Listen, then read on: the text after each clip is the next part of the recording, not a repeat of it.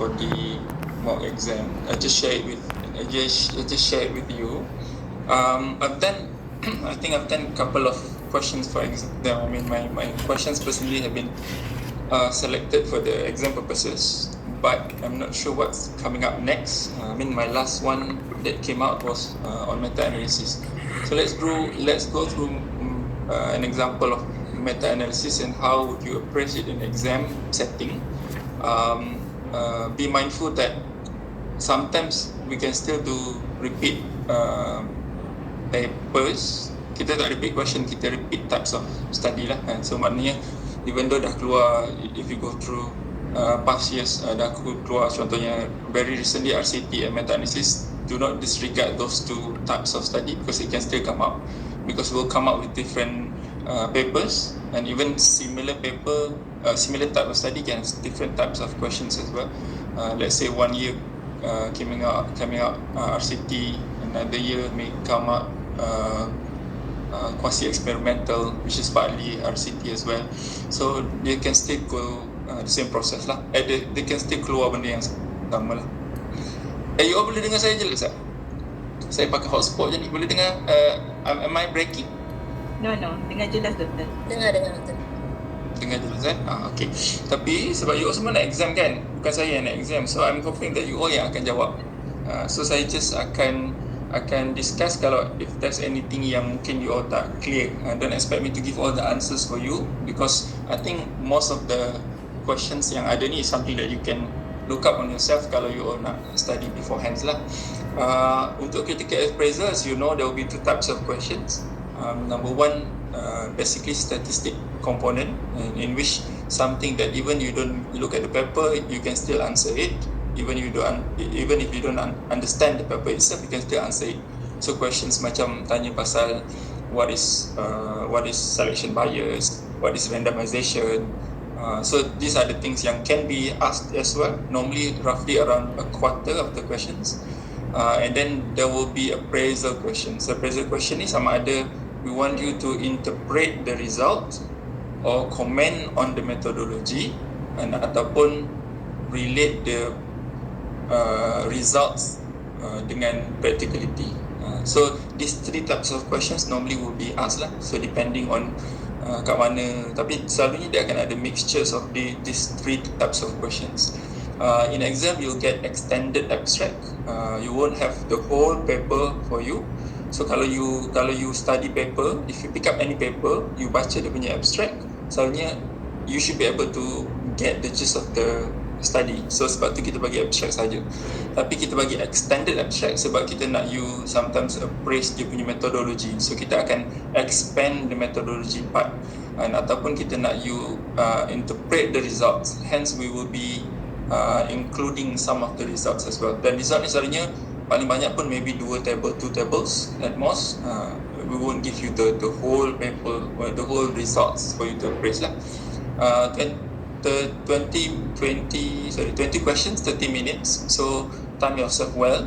Normally in exam, sama ada you finish early because you know everything, ataupun you finish late because tak tahu dah nak jawab apa. So dua je saja, because most of the questions sama ada tahu atau tak tahu. So that's how critical appraisal. Tapi saya selalu ajar, I normally would teach critical normally get my students to do well in critical appraisal because it's an easy 30 marks for you.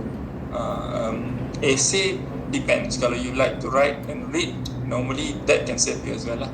So sebab tu sometimes susah nak dapat orang fail part 2, sebab critical appraisal itself tu dah akan safely bagi you 20 round, and kalau you tak dapat full mark dapat 20, and then you buat essay, you dapat another, let's say half, 15, 35. Takkanlah you tak boleh dapat 15 daripada short notes, betul tak? Daripada 10 short notes tu. So to get 15 ni sebenarnya sangat mudah. So sebab tu kena unless you dapat critical appraisal 5 markah, essay 5 markah, then you will be in trouble lah. So sebab tu kena focus on critical appraisal and the essay part lah. Okay, alright. So this is the example of macam soalan lah. Cuma dalam this paper, dalam this practice, saya bagi extra questions. So you won't have as many questions as this lah.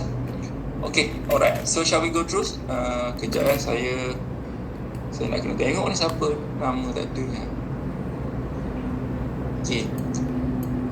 So you all dah dapat kan? Liana bagi dekat semua orang kan? Dah. Seorang. Dah dapat Nanti bila you bagi kat semua orang nanti jangan pas-pas kat junior pula. Nanti next nanti saya bagi pula dekat junior. Nanti kan dia orang ingat inilah soalan bocor ni. Bukan. Ya. Nanti dia ingat inilah soalan the real exam questions that came out. Bukan satu hal pula. Okay. So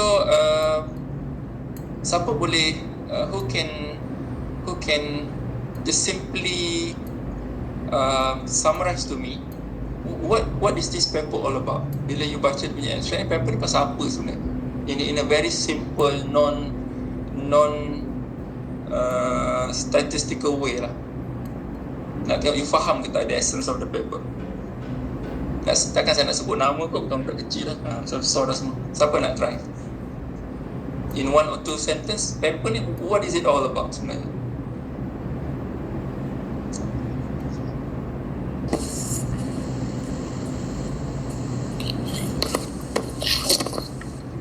Hi Doctor, this is Manuel here from UKM. So they are giving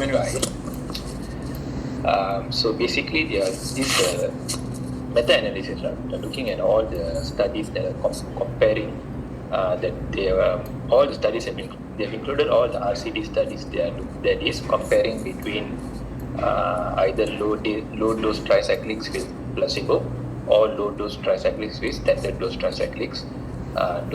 And they're measuring two things. The first, they're measuring the response, whether the low dose has better response or not, and secondly, they're also measuring the dropout risk due to side effects. Okay, right, fair enough. So if the question this is not in there, but if the question is approached in a slightly different way, what would be, do you think, the rationale of the study? The rationale would be to see whether low dose tricyclics is any better than standard dose tricyclics in having a good response, and also in having a Carry on. And so one is whether it's a good response or not, and another one is whether it has any lesser dropouts due to side effects or not compared to standard dose tricyclics. So in essence, the paper is the paper is trying to, I don't know tak, dia macam echo, sorry saya. The paper is trying to see whether low dose tricyclic is a feasible option to treat patient with depression. Itu dia punya basic simple premise. So people start doing study on this in order to answer this question. So hence there are many RCTs, and so at the end of the day we want to come to a conclusion. So what is the final conclusion to these questions based on studies that have been done? So itu je dia punya essence of this study lah kalau dia tanya pasal rationale. Alright, so the first question dia tanya pasal what are the 3 advantages and 3 disadvantages of this study design? Okay, so this is an example of questions where you tak faham the paper pun you should still be able to answer, because this is a general knowledge of statistics or biostatistician. Cuma dia punya, maybe sometimes dia punya, the tricky part is to know what type of study it is. Okay, so by looking at this paper, you probably know already that this is a meta-analysis. Okay, meta-analysis. Cuma if you look at the abstract, dia tulis systematic review. So sometimes there are things or certain words that the researcher used that may have confused us lah. Cuma if I ask you, what would be one thing that's the highlight that this is a meta-analysis and not systematic review? Anybody?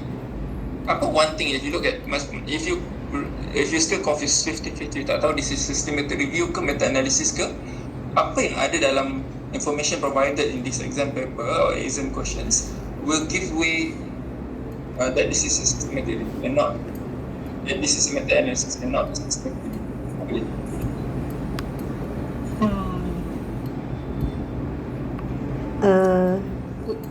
It's a quantitative assessment, doctor. It's a mathematical punya calculation.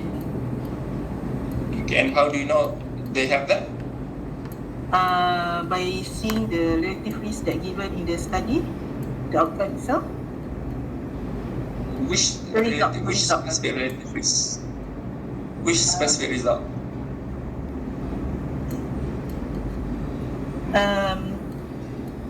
You're not wrong. Cuma I want you to answer more specifically. Sebab apa? When at the result itself, it mentioned that low dosage tricyclics most between 75 and 100 milligram per day were 1.65 and 1.47 times more likely than placebo. Basically, because the paper is able to come up with the total overall effect size. So kalau, because sometimes what happen adalah you can also get each effect size of each individual study, and so sometimes you may fall into the trap that ada calculation. So sometimes kita ingat method review ni tak ada calculation, it may not be true. So sometimes ada yang akan list out all the effect size, there will be numbers. So dia punya jawapan dia adalah when there is a secondary analysis of the pre-existing data. Macam mana you tahu ada secondary analysis? Maksudnya dia come out dengan figure baru yang tak ada dekat figure existing paper. So each individual paper ada dia punya own results. So paper ini come out dengan overall results, which is another result lah. So nak tahu this is a true meta-analysis. Nombor satu, sebab dia ada forest plot. Okay, dia ada forest plot. Nombor dua, you tengok dia ada overall results. And so itu secondary analysis of the data. So kalau tengok dekat sini, kat sini, dia punya jawapan dia dekat mana you know that bila dia ada overall effect, sama ada overall prevalence. Kalau study tu study prevalence, overall prevalence. Kalau study tu is experimental, overall effect size. So itu yang akan menentukan dia adalah systematic review. Okay. So the first question ni boleh tengok lah kan. So saya tak payah bagi tahu jawapan. Mungkin nak dengar satu dua lah. So apa advantage of systematic review dan meta analysis? Anybody? Greater statistical power. Okay. Kenapa dia ada? Saya tanya soalan. Kenapa dia ada better statistical power? So that you understand it. Sebab tak nak hafal kena faham. Kalau hafal comes exam maybe lupa lah. Dah campur-campur dengan sebab apa dia ada better statistical power? Sebab dia gabungkan semua study, so jadi full result. Kena jawab in a statistical words and sentence Liana. Gabungkan study tu dah it's not quite scientific. So apa ni, di study combine all the studies looking to result, so there is a greater statistical power. Not quite. Orang lain saya pun nak cuba. Kenapa? It's true that combining tu betul, but combining tu is not the answer. Combining tu is a process. By combining results, what do you get? Yang later menyebabkan your study has more power. Apa dia? It reduce the risk of type 2 error. Specifically by combining tu, what do? You increase apa? Simple je, increase apa? Increase So you ada precision. increase apa? Increase the sample size. Tu je jawapan dia. So increase the sample size. So kalau RCT you ada 10, kalau RCT you ada 100 subjects, you ada 10 RCT you ada 1000 subjects. So of course your power of the study akan increase. Sebab power of study, remember power of study depends on apa? Depends on your alpha level, your sample size, your effect size and your variability of the study. So lagi smaller your variability, lagi banyak you punya sample size, lagi reduce you punya significance level, lagi power you punya study. Okay, alright, lagi apa lagi advantage dia?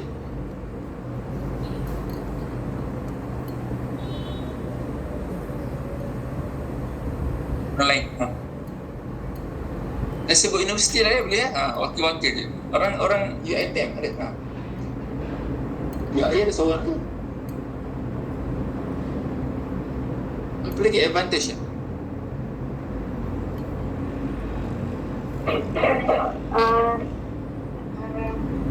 One of the advantage is overcome controversial result. Overcome? To overcome any controversial result. Macam mana? That's interesting answer. Macam mana? Macam meta-analysis overcome controversial result? By combining, by exclude any poorly study done before. So probably the current systematic review also meta-analysis dia combine study yang being conducted in a good way lah. Oh, susah nak faham tu. Kalau jawab dengan exam tu, macam mana saya nak bagi markah tu I think I can understand what trying to say. Tapi kalau in the statistical answer dia, meta-analysis ni dia increase generalizability of the findings. Itu maksudnya kot. Betul tak? Yang awak nak cakap. And sebab kalau you ada 10 study ni ada different kind of 10 study ni ada different kind of subjects. Contohnya kan ada heterogeneous in nature. Yang ni test kat budak-budak, ni kat orang dewasa, yang ni yang tua, yang ni yang bekerja, yang ni perempuan, yang ni lelaki. So bila you combine the results, and it is easier untuk you generalize the results compared to if you look at just one particular study per se lah. Sebab within systematic review ataupun meta-analysis apa je, kita dah cover that differences dengan certain methodological process lah. Alright, so benda-benda lain lah saya dah bagi sikit-sikit je, kita tak sempat habis. You boleh control publication bias. Sebenarnya the biggest advantage of meta-analysis adalah it is an evidence, it is highest hierarchy of evidence base. So maksudnya bila kita buat meta-analysis tu, it's easier untuk kita use, untuk kita apply in the clinical practice sebab dia evidence base lah. So benda-benda lain tu boleh tengok je lah. Apa disadvantage meta-analysis?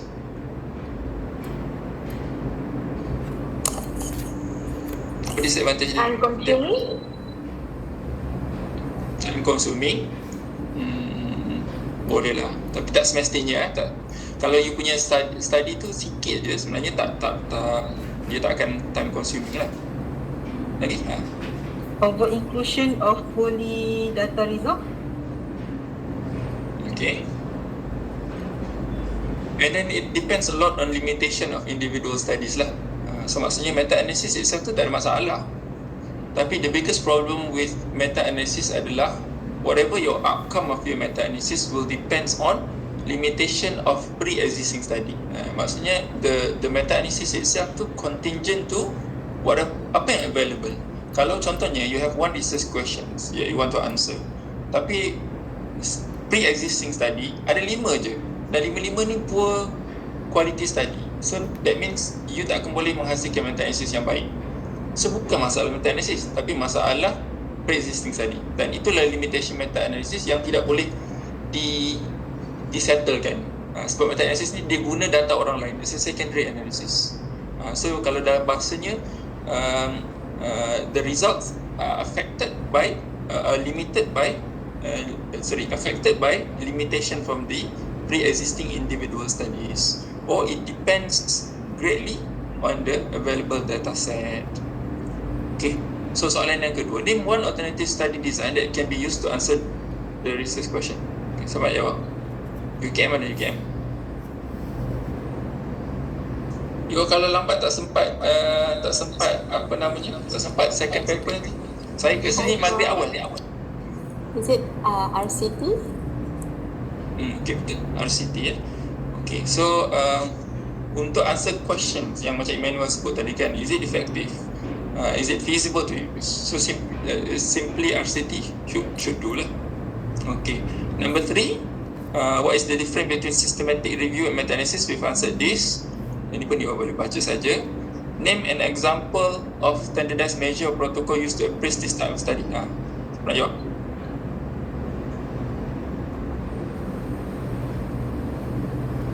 Prisma. Apa? Kita siapa-siapa je lah. Apa? Prisma. Ada tak yang jawab selain daripada Prisma?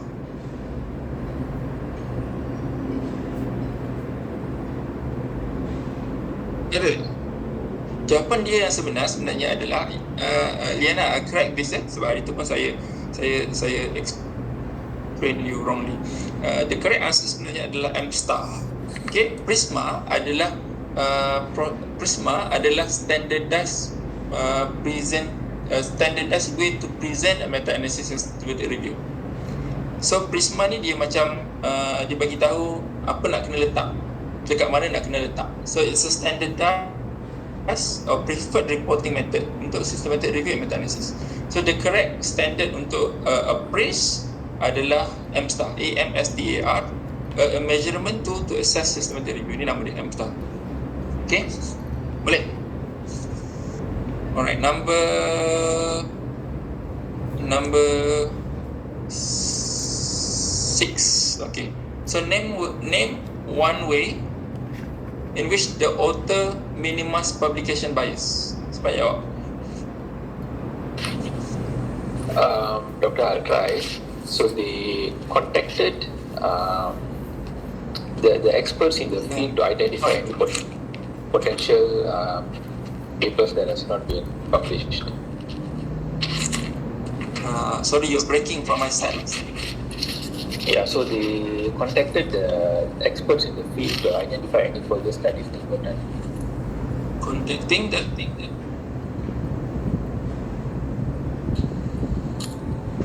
Okay, siapa boleh type? Saya tak tahu sama ada my line ke atau your line.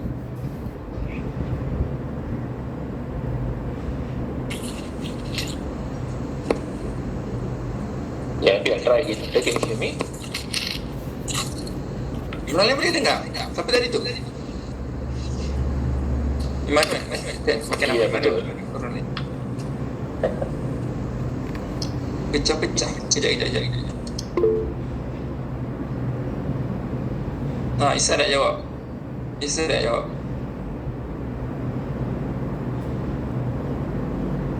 Breaking. Bukan saya je lah. Okay, tak kisahlah. Sorry, I know you were answering, tapi for some reason I couldn't hear.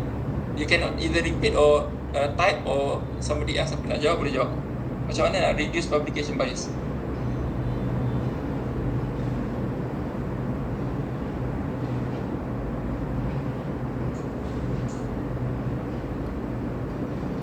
Mana semua orang ni?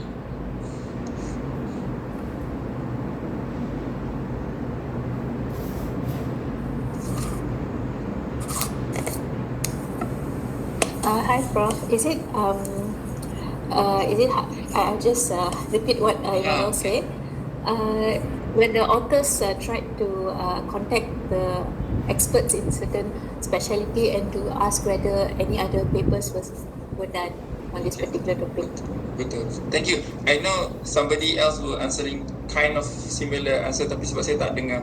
Thank you for answering. Saya bukan Prof, yang panggil Prof. So true. So one of the ways adalah by ensuring that every single possible source of publication has been looked into lah. And so one of the ways is by calling an expert. Alright. Number 2, macam mana how do the author test for publication bias?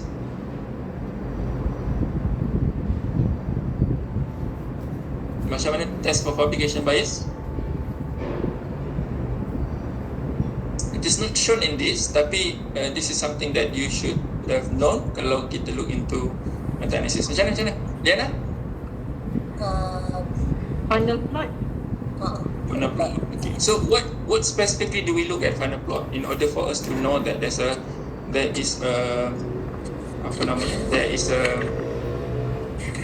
no publication bias? They want a symmetrical cone. Symmetrical cone. Oh, what does it signify? What does symmetrical cone signify? It means like all what is the all the papers with the effect size is all the studies were included in the analysis. No studies were excluded because of its poor outcome or not favorable outcome. Okay, true. So basically, all results, regardless of whether the results are favorable or not unfavorable towards the outcome, are included lah. So kalau kita tengok kat tengah tu, and so now on one side it's favorable, on the other side it's unfavorable. If you have studies mostly on just one side, that means you will question yourself some other. The missing parts in the funnel plot means that there are papers that has not been published due to the unfavorable results. So how do we ensure that there is no publication bias in funnel plot? Is by looking at from research perspective, macam mana kita nak pastikan bahawa study yang tak favorable ni juga di-release adalah dengan menggunakan pre-registration trial. So pre-registration trial maksudnya every single study that is being done is being recorded, and not only those who have completed dan published sahaja. So sebab tu, let's say you're looking into studies that looking into the effectiveness of mirtazapine, for example. So there should be a pre-registration trial in whatever countries ataupun whatever bodies yang regulate research in any countries, then you know. So for let's say for example you're looking at study from 2000 to 2020. So if you find from research outcome, published data in the journal ada 20 study, sedangkan dalam pre-registration trial ada 40 studies, then you know there are 20 studies missing. So this is also another way of looking into possible publication bias tanpa funnel plot. Okay, alright. So see how do the authors minimize selection bias after the studies have been identified. So you find out there are 100 papers on this topic. So macam mana kita nak minimize selection bias? So 3 marks ni that you bagi 1 pun cukup dah. Tapi let's say dia minta 2 or 3, what would be the answer? Jangan dengar jawapan je, kena try, kena tengok. Salah sekarang tak apa, jangan salah masa exam. Teruskan. Allocation concealment. Allocation apa? Concealment. Allocation concealment. Itu RCT punya RCT punya selection. Bukan selection tu, bukan randomization, bukan blinding or randomization dalam RCT. Kita buat meta analysis, kita akan select paper. One of the process is paper selection. Kan kita select. So soalan ni is about that selection, bukan selection subject bukan selection subject yang masuk dalam study. So macam mana selection bias, that selection bias tu is minimized. Juga jangan confuse dengan RCT. So basically after all the studies has been identified, they will actually compare if the studies meet the eligibility criteria by 2 independent reviewers. Okay, alright. So that's what's stated dalam abstract dia kan. So itulah benda yang dia buat. So among answers that acceptable, boleh you include dalam tu adalah number 1 is by having a clear eligibility criteria. So maksudnya when you go through the selection process, you have a checklist that you need to go through. Itu maksudnya. So let's say I'm doing the selection. On the other hand, Najwa pun buat selection, Liana buat selection, siapa lagi ada kat situ buat selection. So how do we know we all are looking through from the same perspective? Because we all have the same checklist to go through. Let's say checklist nombor 1, study ni mesti ada placebo, tick. Study ni mesti ada blinding, tick.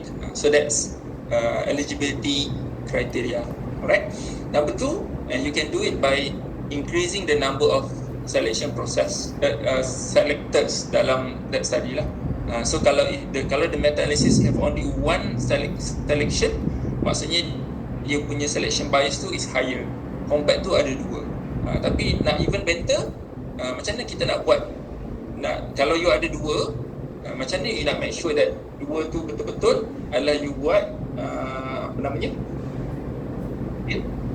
reliability. So you buat Chromba Alpha. So some meta-analysis yang sangat bagus dia akan buat macam tu. So dia akan tunjuk rate of concordance between two selectors. Maknanya kalau 100% concordance rate, maksudnya whatever yang selector A pilih sama je dengan yang B. Tapi cannot be sebab paper banyak kan. So mungkin ada yang ni dia kata bagus, yang ni dia kata tak bagus. Tapi dia tak boleh terlalu banyak. So kalau banyak ataupun ada perbezaan, dia ada yang ketiga contohnya lah. So itu dia panggil selection process lah. Okay, alright. Faham ke tak?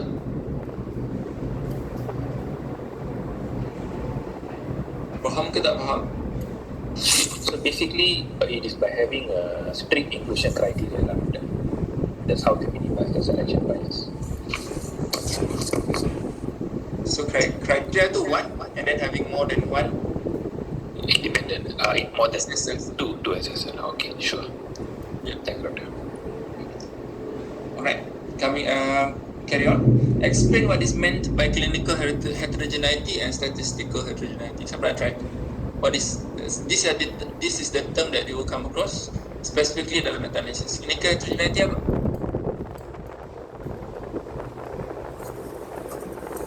Doctor, I just Heterogeneity you faham kan? Boleh try je. clinical heterogeneity is a variation in the study population's characteristics. Okay, betul. Not only study population. Kalau RCT kan, you remember ada PICO kan? PICO. Population, intervention, comparison and outcome. So variation in these four areas, kita panggil dia clinical heterogeneity. So two study may different in population. Both study may different intervention. Contohnya, both study mirtazapine, but one low dose, satu high dose. So that's intervention. Comparison, satu compare mirtazapine and placebo, satu compare mirtazapine and venlafaxine. Outcome, satu tengok depression, satu tengok sleep, for example. So this is clinical heterogeneity. Alright. Statistical heterogeneity apa? It occurs when the result of the studies differ from one another in magnitude or direction, significantly more than would be expected by chance. Okay. So that is how kita quantify dengan I-square value. Basically is a variation that is a result of methodology and outcome measures lah. So contohnya ada study yang guna ANCOVA, ada study guna ANOVA, ada study guna odds ratio, ada study guna effect size, ada study guna mean difference. So this will give rise to statistical heterogeneity. Okay? Alright. Number 8. Give 2 examples of measures that will be taken to reduce effects of heterogeneity of the study. Okay. So yang ni soalan ni susah sikit. Sometimes kita akan ada satu soalan yang susah. Higher standard ataupun advanced statistic punya question lah. Tapi kalau you dah pernah baca, you'll be able untuk relate lah. 2 examples of measures that can be taken to reduce effects of heterogeneity of the study. Siapa nak try? Faham tak soalan tu? You know there's a heterogeneity, so what can you do about it in order to reduce the effects of that?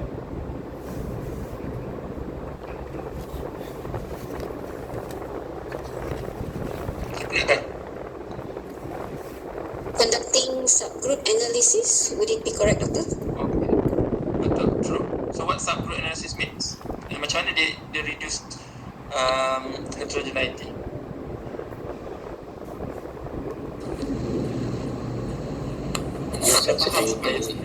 Ingat. Apa maksud subgroup analysis?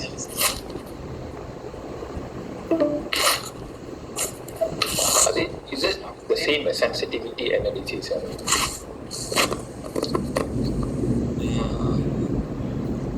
Different. Both sensitive analysis is also the answer. Tapi they're not the same. Subgroup analysis.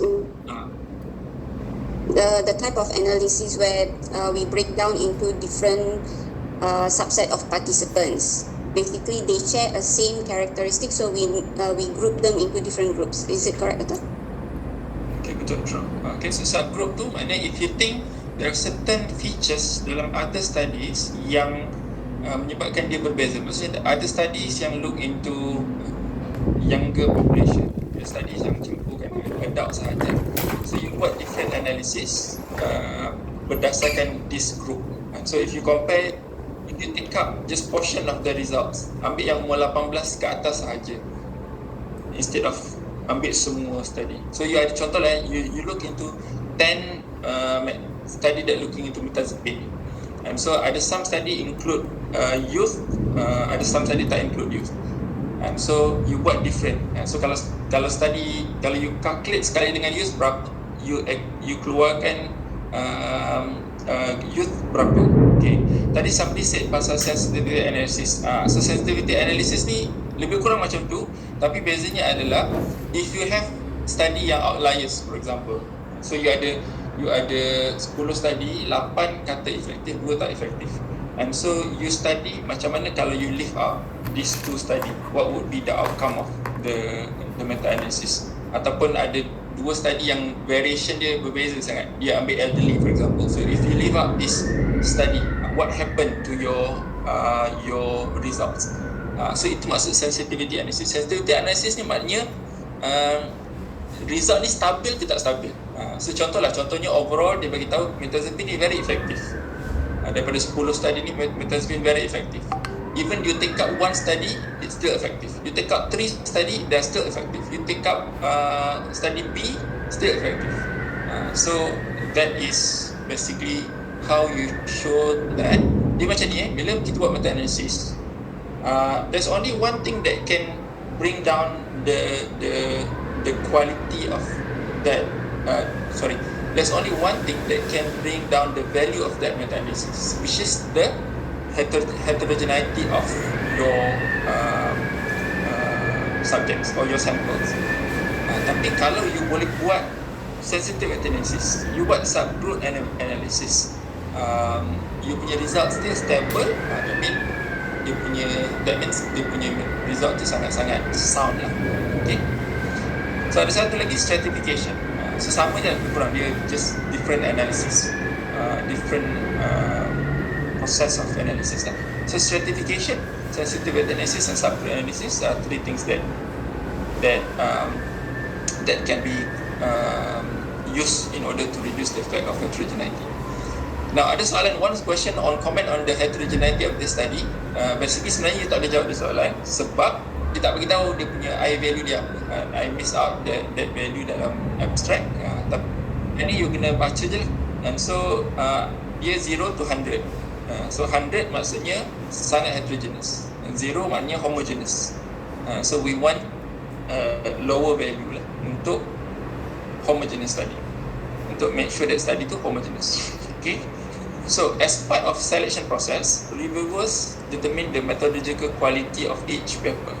Please suggest 4 criteria that would have been used to assess the methodology's quality. Apa nak try?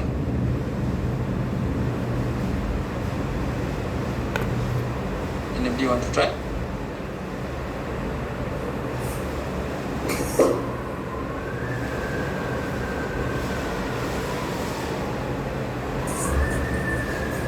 How about Newcastle Ottawa qualitative assessment? Is it Not quite.